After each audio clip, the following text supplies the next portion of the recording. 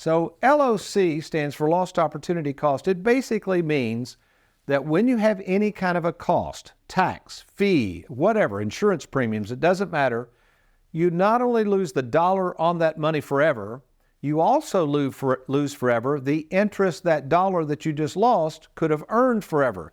So let's go back to the example of Ron's question. We have $100,000 in an IRA, and let's say Ron wants to convert it to a Roth, and he can do that. And let's say that Ron is in a 30% tax bracket, okay?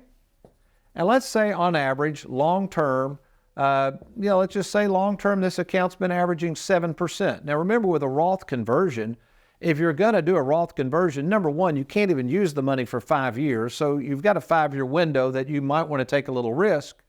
But more importantly, some people just want to use this for estate planning. They want to leave this to the kids and grandkids when they die because it'll all be tax-free, everything, growth and everything. So it's kind of like, you're probably not going to use this Roth. So yeah, if you want to take a little more risk, you could do that. In fact, we have a growth strategy in our Charles Schwab program for this very reason, to try to have more exposure to equities to try to get more growth. But basically in this example, what Ron is saying is, why wouldn't I take the tax, that would be $30,000 in taxes you're going to have to pay right now to Uncle Sam, why wouldn't I take that there? Well, if you did that, Ron, in this case, that would only leave $70,000 in the Roth. Now think through this a minute. If in fact you could earn 7% tax-free for, let's say, 15, 20, 25 years, whenever it is you were planning on leaving this to the kids and grandkids, you just took $30,000 off the table that could have been growing at 7% tax-free. I could put a number on that, but that's probably another at least a couple $100,000 of tax-free money you're not going to leave to the kids. So what we mean by that is we want to come over and find any non-performing assets to pay the tax, okay? So surely to goodness, Ron would have $30,000 maybe in a savings account.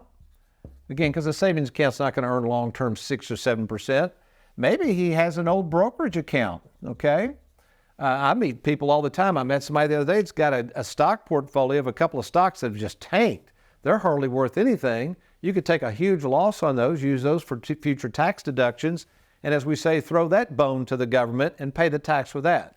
So in summary, folks, most advisors, what I've found, they don't have a lot of training in lost opportunity costs. So remember, every financial decision you make in the future will have some sort of cost. All of them will. The key is, what can we do to create savings for you and future investments that have the least amount of cost? Because every dollar we save you is a dollar in your pocket plus the interest you could have learned. I hope that helps, and I hope that understands why we want to pay the tax from non-performing assets. Thanks for watching. We hope you enjoyed that video. If you'd like, check out these other clips. And be sure to hit that like button and that subscribe button for more videos.